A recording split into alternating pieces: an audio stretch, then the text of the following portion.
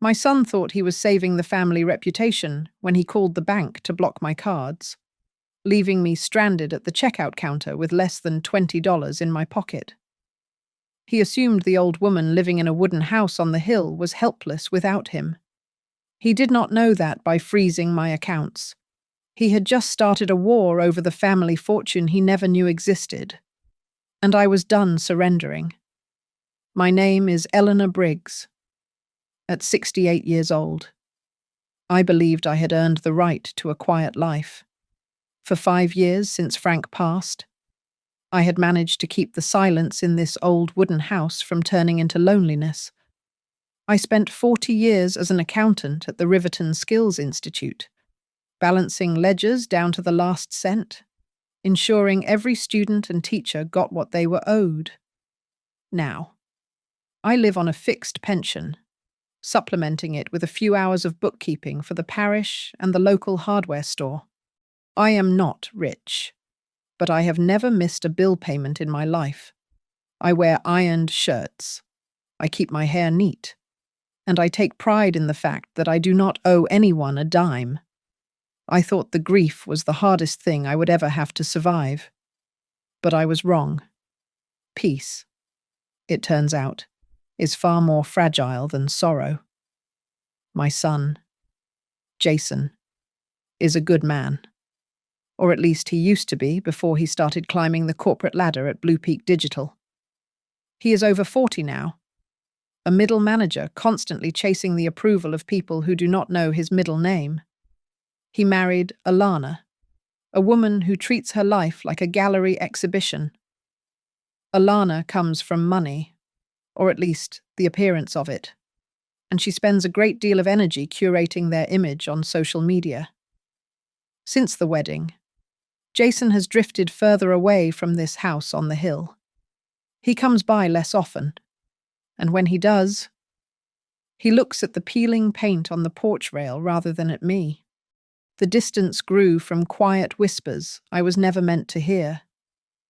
Alana often complained that my spending was chaotic, that my house was cluttered with history she called junk, and that my old credit cards were a security risk that could somehow taint their credit score. Jason never defended me. He stood in the middle, practicing the art of silence, nodding at her while avoiding my gaze. He thought avoiding the conflict was the same as keeping the peace. The humiliation arrived on a Tuesday afternoon at the discount grocery store I have visited for 20 years. I had a cart with the essentials: milk, bread, fruit, and the calcium supplements the doctor insisted I take. When the cashier announced the total, I swiped my debit card.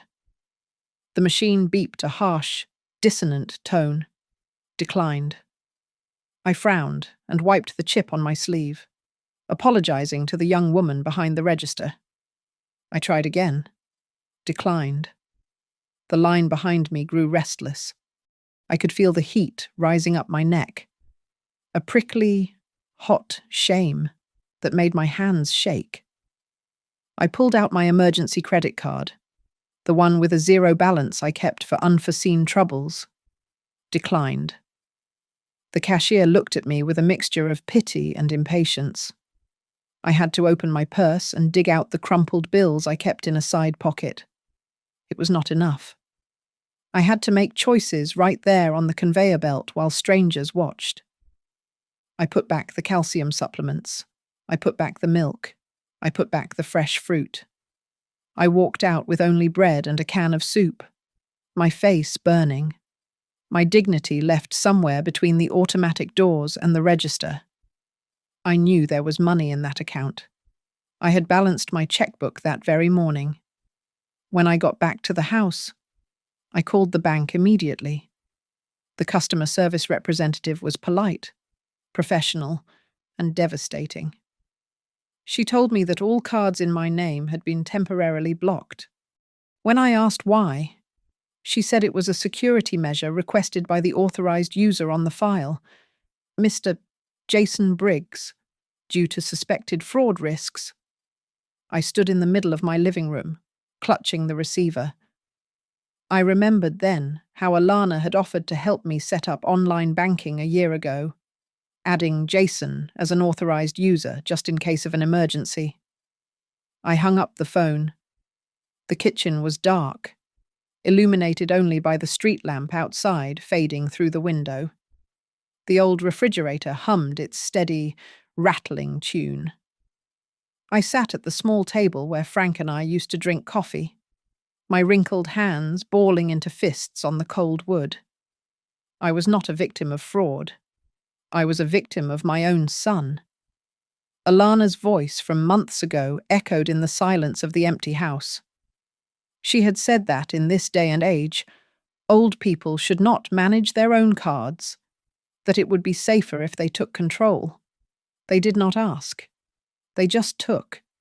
And as the darkness settled around me, I realized that my son did not see me as his mother anymore.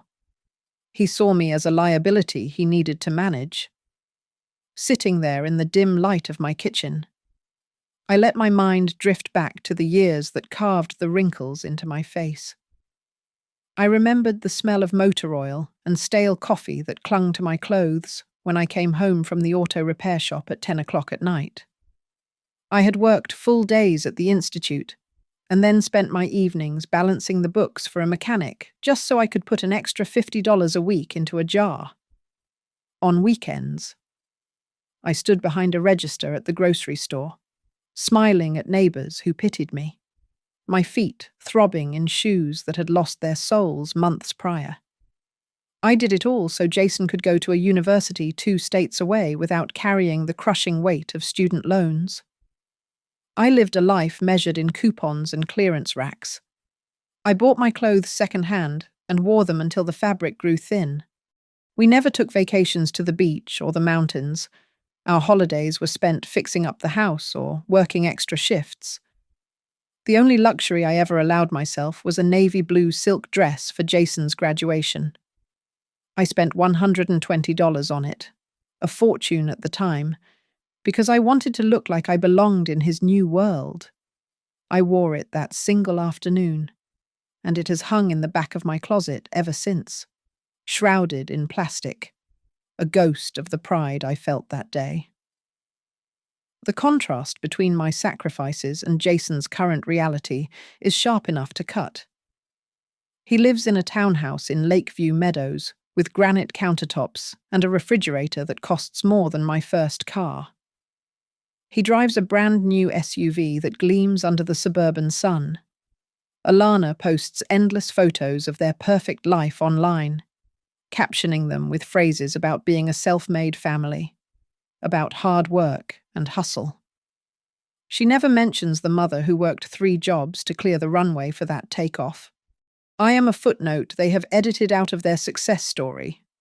For a long time, I tried to make excuses for him. I told myself that a wife has a strong influence, that he was just trying to keep the peace in his own home.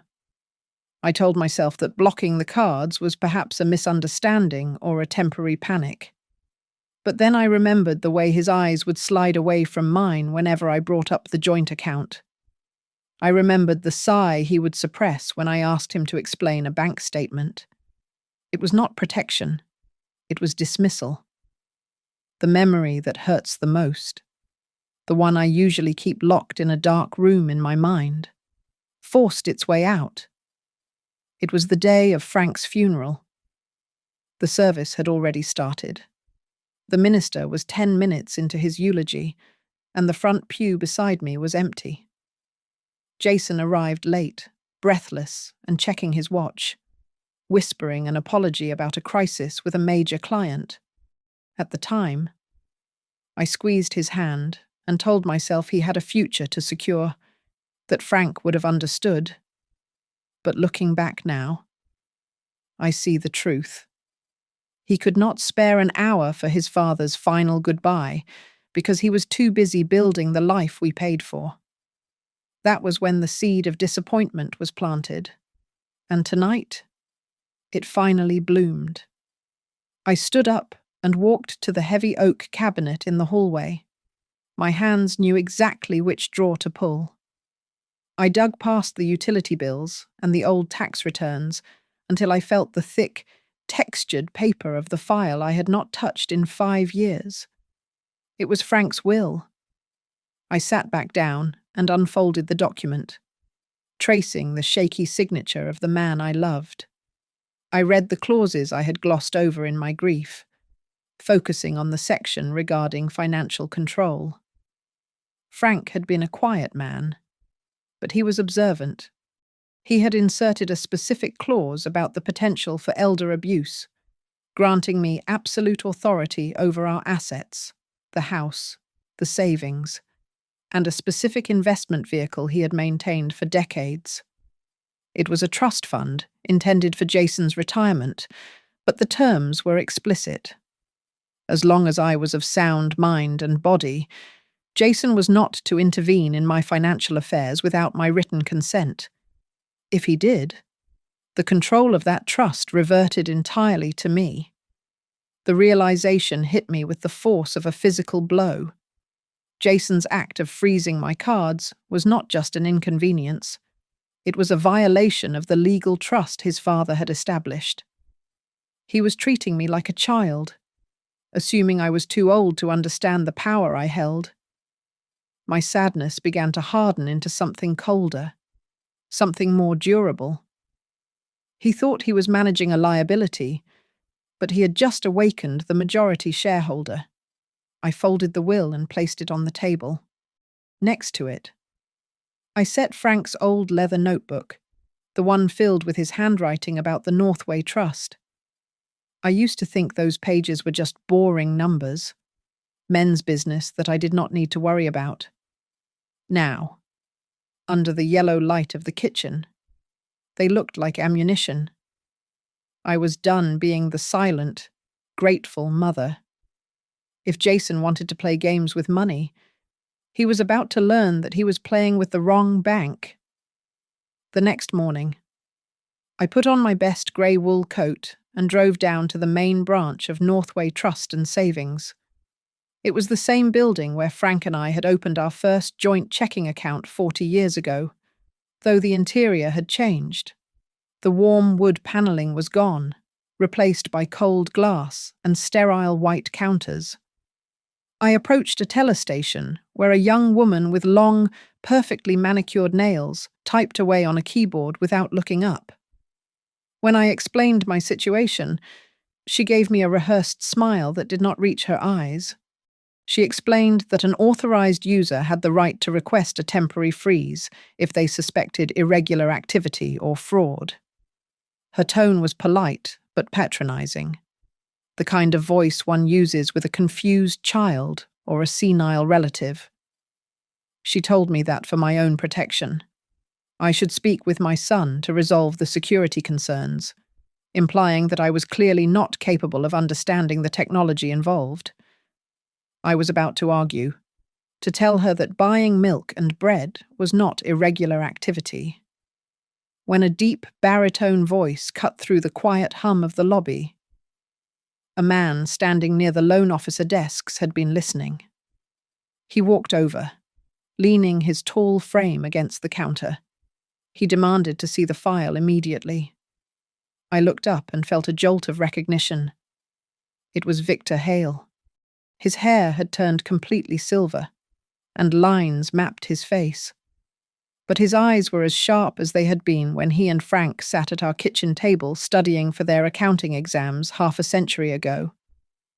He looked at me and said my name. Ellie, a nickname that had died with Frank. Victor ushered me into his private office, a space that still held the scent of old paper and coffee, bypassing the confused teller entirely. He sat behind his desk and logged into the system, his fingers moving with a speed that belied his 70-odd years. He requested the full history of my accounts, the authorization forms Jason had submitted, and something else I had not asked for. A file labeled Northway Legacy Trust. He studied the screen for a long moment, his brow furrowing, before he spoke.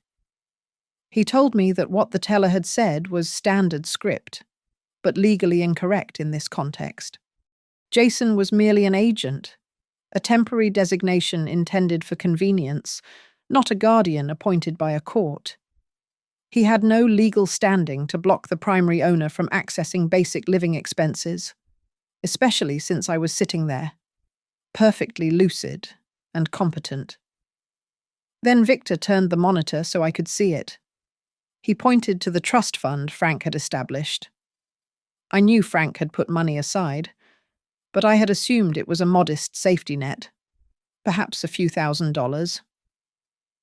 Victor explained that Frank had been investing aggressively since the early 90s, putting money into low-cost index funds and commercial real estate partnerships that Northway managed.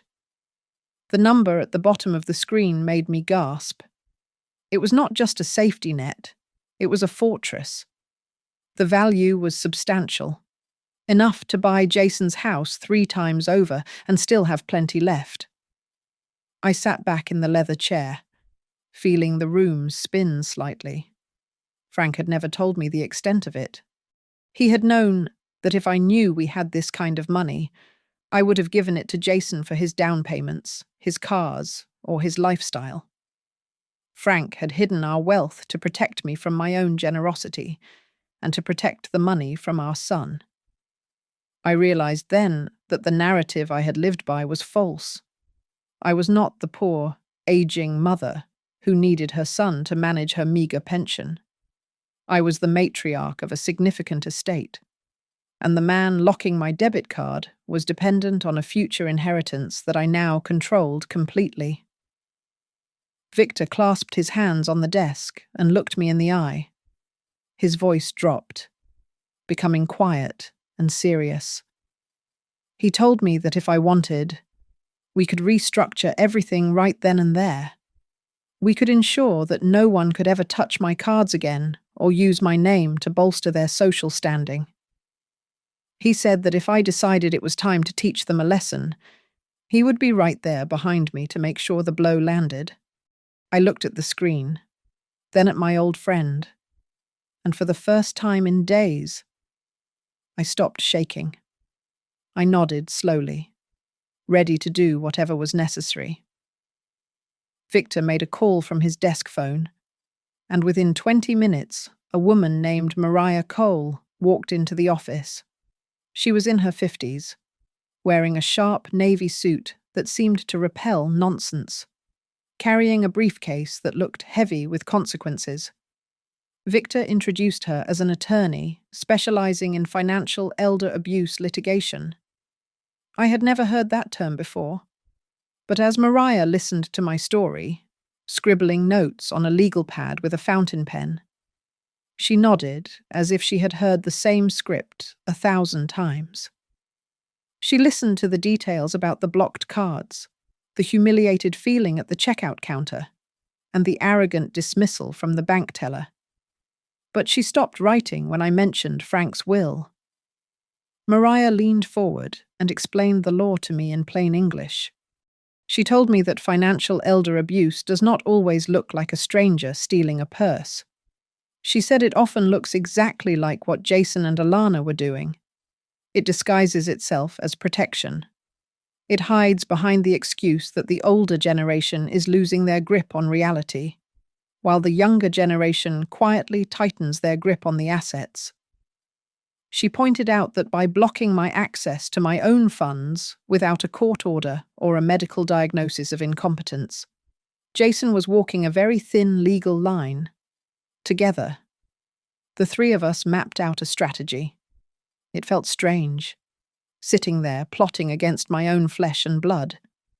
But Mariah assured me this was not an attack, but a correction. We devised a 2-part plan. The first part was immediate defense, which involved revoking Jason's authorized user status, issuing new card numbers, and locking the accounts so that only a biometric scan of my fingerprint could open them. The second part was the offensive maneuver. Mariah proposed reactivating the dormant clauses in the Northway Legacy Trust. We would restructure the trust so that I became the sole trustee with absolute discretion over distributions. Jason would remain a beneficiary, but with conditions. He would have to attend family counseling. He would have to cease all interference in my personal finances, and most importantly, he would have to treat me with the respect due to the person who controlled his financial future.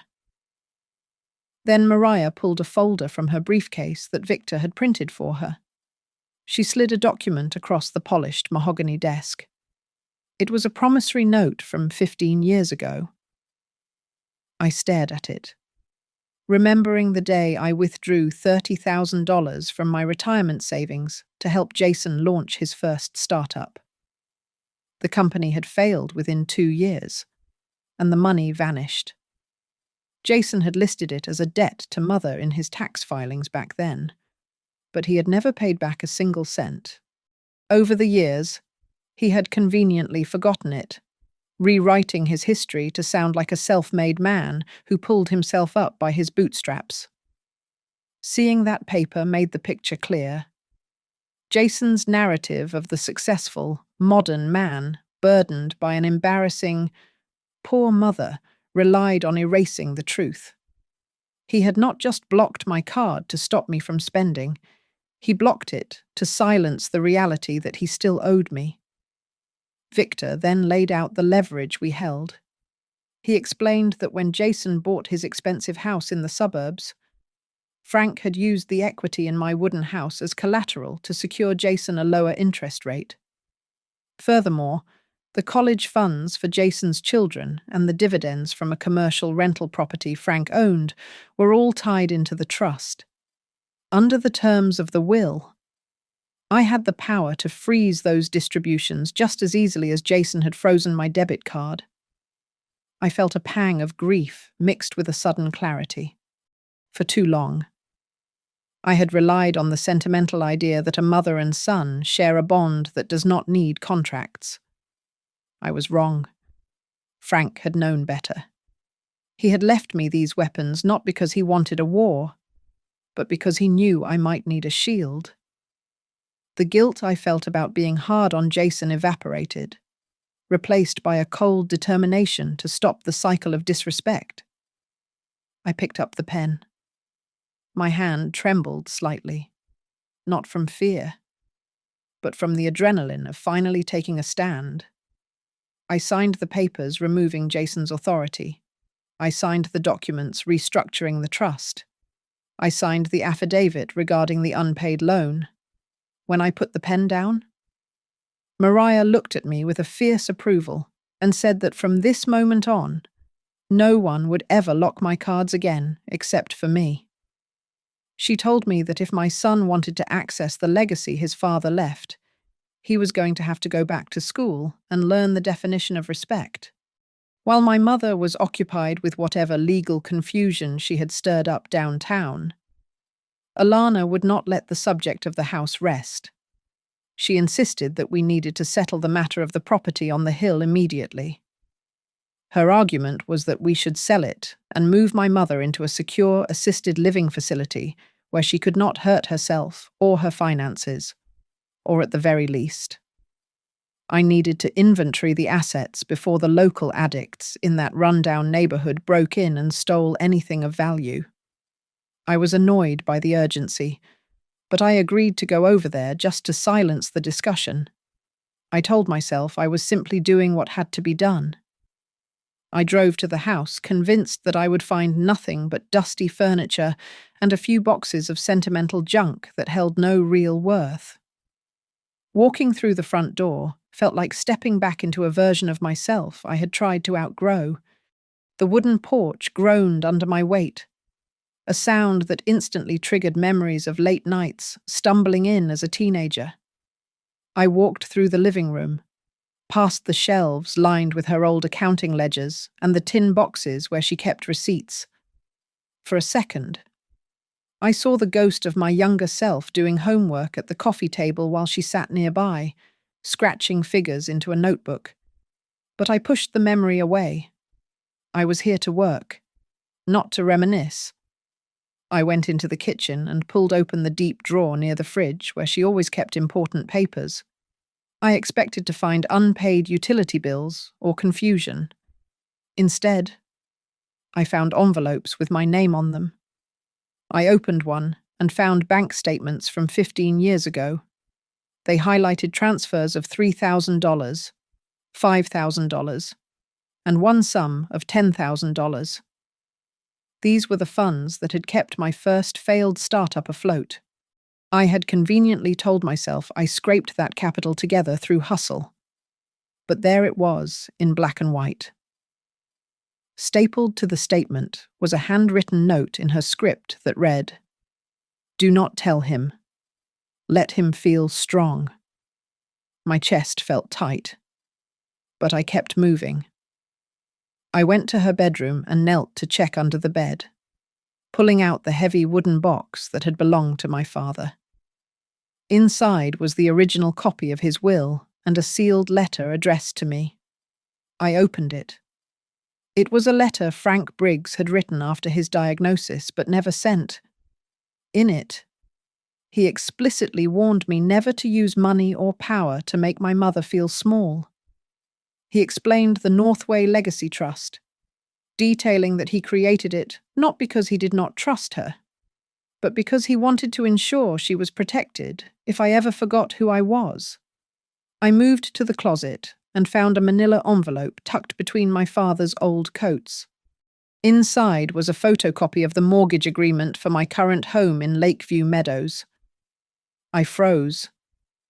There was my mother's signature as a co-signer. I had blocked this out. But seeing the document brought it rushing back.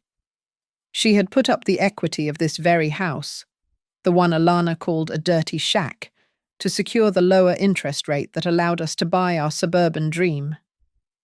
Alana mocked this place constantly, yet this place was the foundation of our entire lifestyle. I went into the small study and booted up her ancient desktop computer. To my surprise, the desktop was organized with precise file names. I opened an Excel spreadsheet titled Northway Legacy Trust Projections. I expected amateur bookkeeping. What I found was a professional-grade financial model. The columns showed compound interest, dividend reinvestments, and a total asset value that made my own salary look like an allowance. The total was over $2 million. I stared at the screen, blinking. My mother was not a confused old woman fumbling with change. She was the portfolio manager of a fortune I did not know existed. My inspection ended at the small junk drawer in the desk.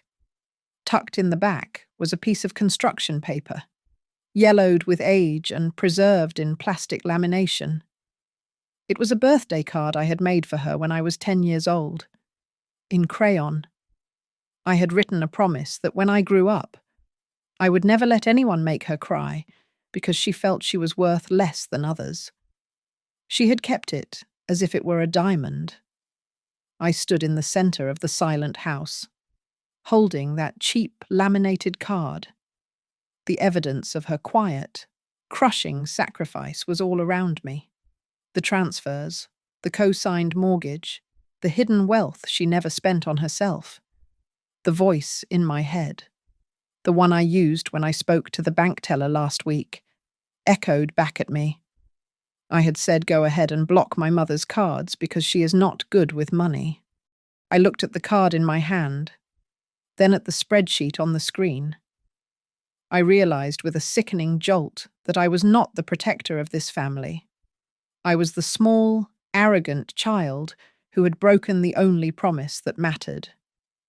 I called her phone 3 times, but each time it went straight to voicemail.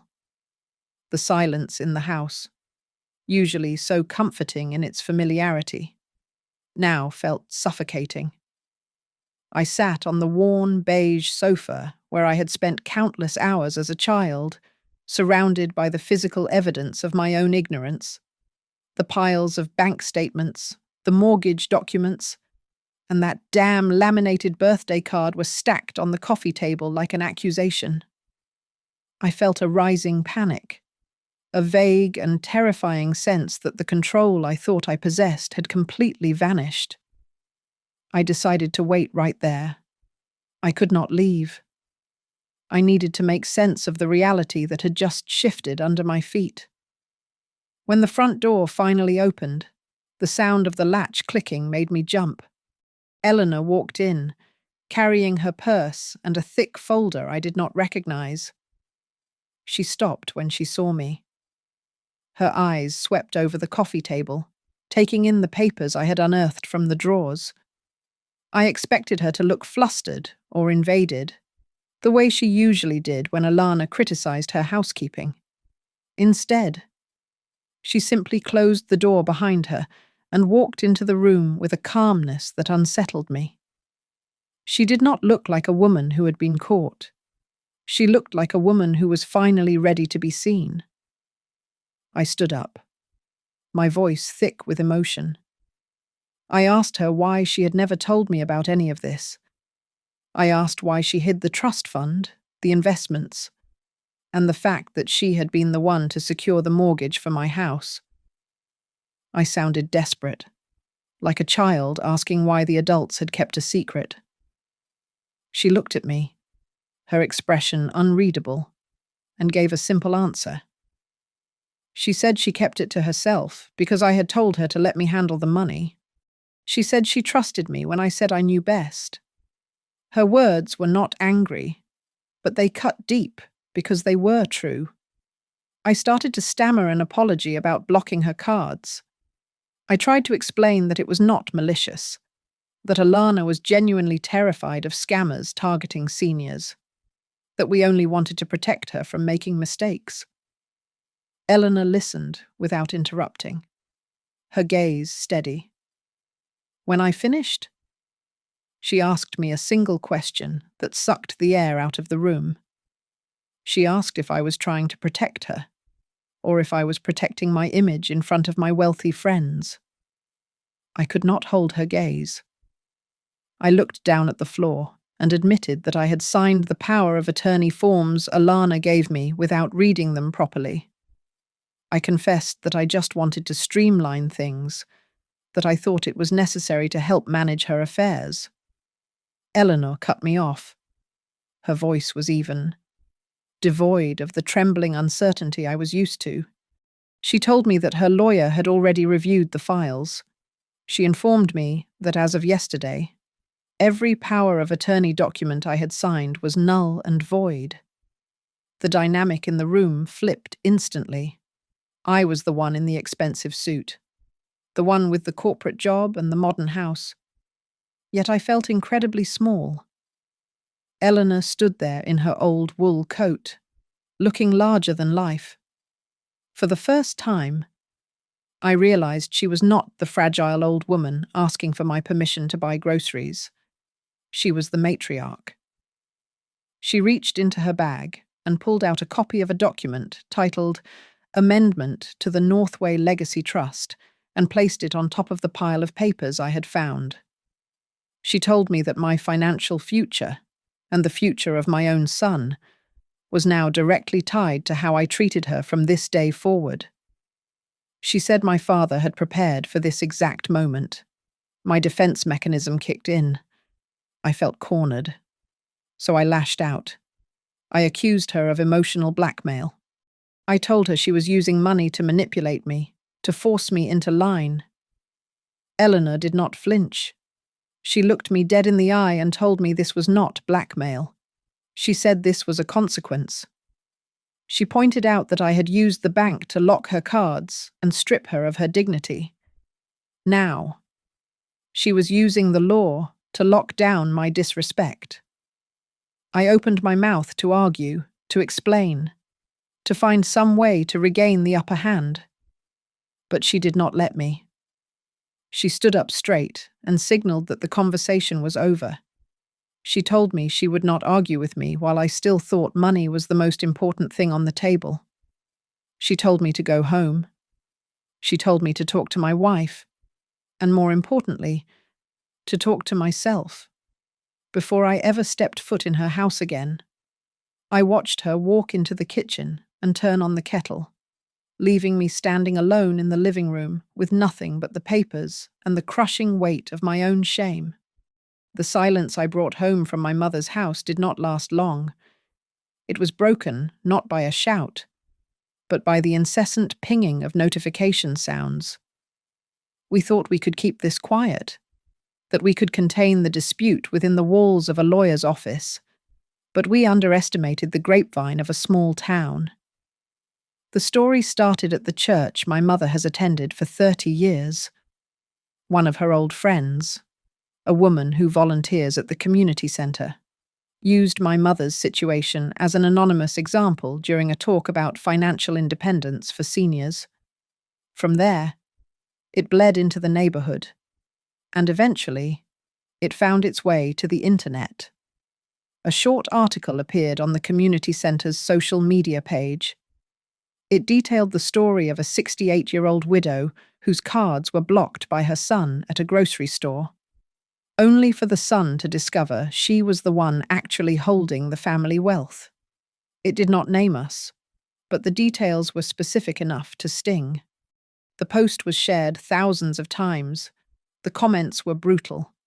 Strangers wrote paragraphs about ungrateful children and a legal system that allows the young to strip the old of their autonomy. I read them in my office, feeling a cold sweat prickle on my forehead. They were calling the son a monster. They were calling him me, Alana, who lives her life through the lens of her phone screen. Found it almost immediately. She paced our living room, her face pale, scrolling through the vitriol. She was terrified. She was not worried about my mother's feelings. She was worried about her brand. She kept saying that if people found out who the anonymous family was, we would be labelled as gold diggers who tried to control a poor widow. She was frightened that the image of the successful, self-made couple she had cultivated for a decade was about to be dismantled by a viral cautionary tale. The pressure mounted from every direction. My mother's lawyer, Mariah, was reportedly using the momentum to push for a new pilot program regarding safe power of attorney protocols, pitching the case to local newspapers and a popular social justice podcast. Then, the email arrived at my work. It was a memo from the Human Resources Department at Blue Peak Digital, sent to all management. It was a reminder about the company's core values, specifically regarding integrity and the protection of vulnerable customers. It was not addressed to me personally, but the timing was unmistakable. It was a warning shot. My private family failure was beginning to reek of a liability risk for my employer. That evening, the tension in our townhouse snapped. Alana confronted me in the kitchen, her voice sharp with panic. She blamed me for letting the situation spiral, for allowing my mother to bring lawyers and financial advisors into what should have been a private family adjustment. For the first time in our marriage, I did not just nod and agree. I told her that we were in this position because I had listened to her. I told her that her obsession with appearances and her disdain for my mother's way of life had pushed me to commit an act of betrayal I could never undo. Alana switched tactics immediately. She proposed a solution she called generous. She suggested we organize a reconciliation dinner. She said we should offer to move my mother into a high-end assisted living facility, the kind with manicured gardens and chefs, and we would pay for it. In exchange, my mother would drop the restructuring of the trust. Before I went to the house on the hill, I might have thought this was a kind offer. Now, having read my father's letter, I found it insulting.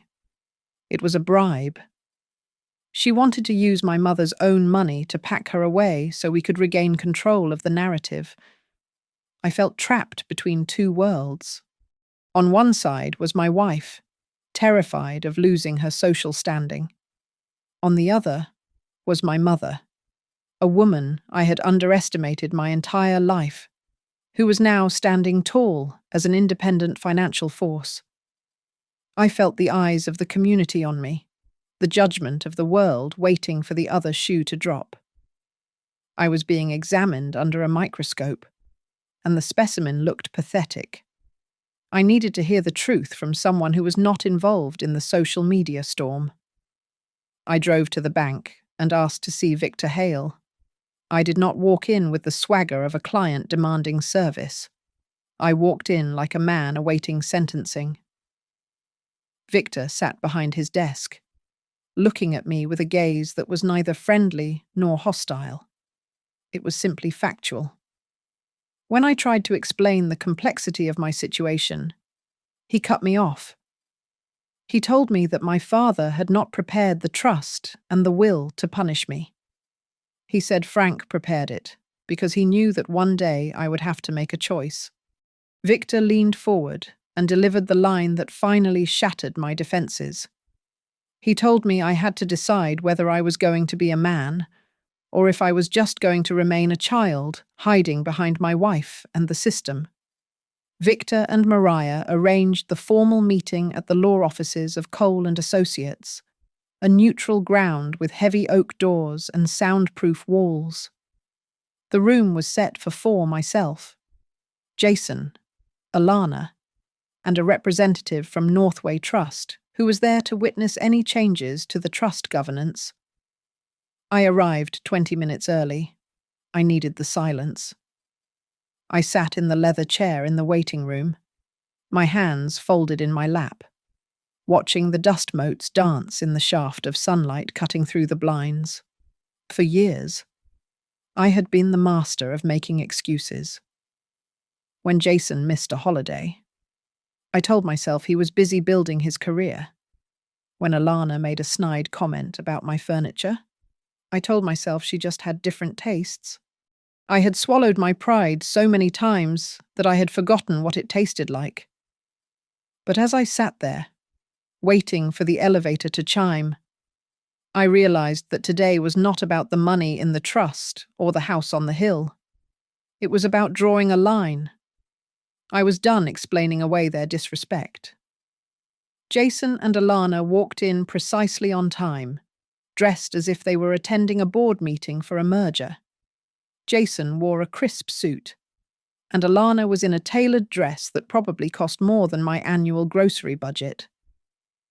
She carried a thick binder tucked under her arm, labelled in bold, printed letters, Family Solution. I could see the coloured tabs sticking out, marking sections for asset optimization and long-term care facilities. Even now, walking into a meeting where they were the accused, she had come prepared to negotiate my surrender. Mariah opened the proceedings with a professional coldness that I admired. She laid out the facts on the table like a deck of cards. She recounted the unauthorized blocking of my debit cards, the terms of Frank's will, the unpaid loans Jason had ignored for 15 years, and the current legal standing of the Northway Legacy Trust. She looked over her glasses at my son and stated clearly that, from a legal standpoint, I had the absolute right to sever Jason from the trust entirely. I could cut him off without a penny if I deemed his conduct unworthy. Alana immediately tried to steer the conversation. She opened her binder and began to speak in a rapid, practiced tone. She claimed that their actions were born purely out of concern for my safety. She blamed the complex banking algorithms and the confusing nature of modern finance, suggesting that the freezing of the cards was a system error they were trying to help me navigate. She was painting a picture of a benevolent couple thwarted by technology. The representative from Northway Trust cleared his throat. He looked at a file in front of him and spoke in a flat, neutral voice. He clarified that the block on the account was not an algorithm. It was a specific, manual request logged by Mr. Jason Briggs, citing mental decline as the reason for the security freeze. The room went silent. Alana's mouth snapped shut. There was no system to blame. There was only Jason. Mariah turned to my son. After days of torment, Jason seemed to have run out of fight. He did not look at his wife's binder. He looked tired. He admitted to the room that he had not read the power of attorney documents properly. He confessed that he had let his fear of losing social status dictate his actions. He said he had looked at me and seen a liability, a risk that needed to be managed on a spreadsheet, rather than his mother. I listened to him, keeping my eyes fixed on a point on the wall to stop the tears from falling. When it was my turn to speak, I kept my voice low. I told them about standing at the checkout counter. I described the heat rising in my face when the card reader beeped. I told them about having to take the bottle of calcium supplements and the carton of milk out of my bag and hand them to the cashier while the line of people behind me sighed in impatience. I told them how it felt to hear the cashier shout next while I was still trying to gather my dignity. I told Jason that he had done that to me not because I was failing, but because he thought he knew better than I did. Mariah then slid a document across the table. She called it the Eleanor terms. If Jason wanted to remain a beneficiary of the trust his father built, he had to sign a new agreement. The conditions were non-negotiable. First, he had to permanently renounce any power of attorney over my affairs. Second, he had to complete a certified course on ethics in elder care. Third, and most importantly, he had to stand beside me at a community seminar and publicly share our story as a warning to others. Finally, the agreement stated that I retained the right to reduce or suspend his distributions at any time if I felt disrespected. The air in the room grew heavy and thick. Alana exploded. She pushed her chair back, her face flushing a deep red. She argued that the terms were humiliation, that we were forcing them to air private family laundry to the public, that it was defamation of character. She looked at Jason, expecting him to join her outrage, but Jason remained silent. He did not look at his wife. He stared at my hands, the hands that had signed his permission slips and paid his tuition, now resting on the legal pad. They were trembling slightly, but they did not move. It was a silent vow that I would not retreat. The temperature in the room spiked as the argument spiraled. Alana, frustrated that her binder of charts and manipulative logic was being ignored, finally lost her composure. She slammed her hand onto the mahogany table and looked directly at me, her eyes hard. She said that if I refused to sign a reasonable compromise, they still had the option to petition the state to review my cognitive capacity. She implied that when the authorities got involved, I would lose everything anyway. The silence that followed was absolute. I looked at my daughter-in-law and saw the mask fall away completely. There was no concern for my well-being in her eyes, nor was there any fear of scammers. There was only the cold, hard desire for control. She was threatening to use the legal system to strip me of my mind, to declare me incompetent just so she could get her hands on the signature authority. It was a threat to erase my personhood. Mariah did not look up, but her pen moved furiously across her notepad. She spoke to the room in a calm, dangerous voice. She noted that threatening a competency evaluation to coerce a financial signature was a textbook definition of elder abuse, and that she was adding this statement to the official record. The representative from Northway Trust cleared his throat and added that given the nature of the threat, their internal compliance department would likely flag any future attempts by Alana to access family accounts as hostile actions. Jason looked as if he had been slapped. He turned slowly to look at his wife. He asked her if she realized what she had just said.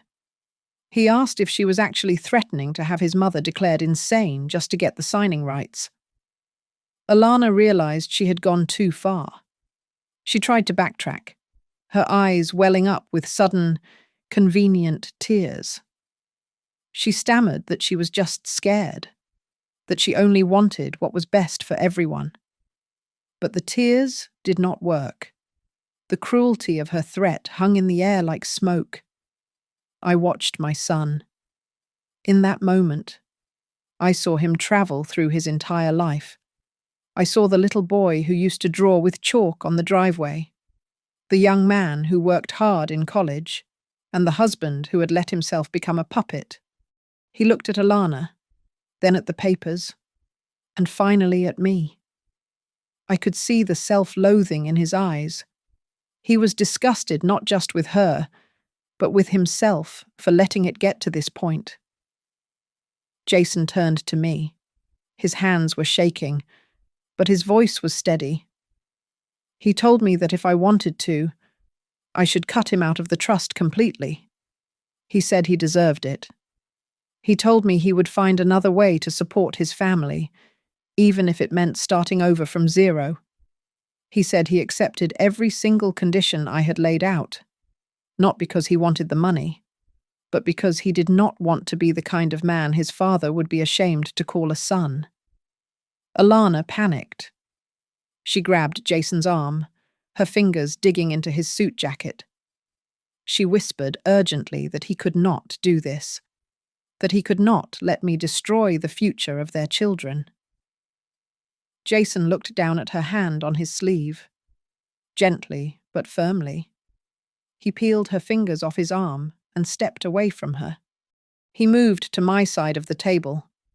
It was the first time in years he had physically and symbolically chosen his mother over his wife's ambition. I let the moment settle.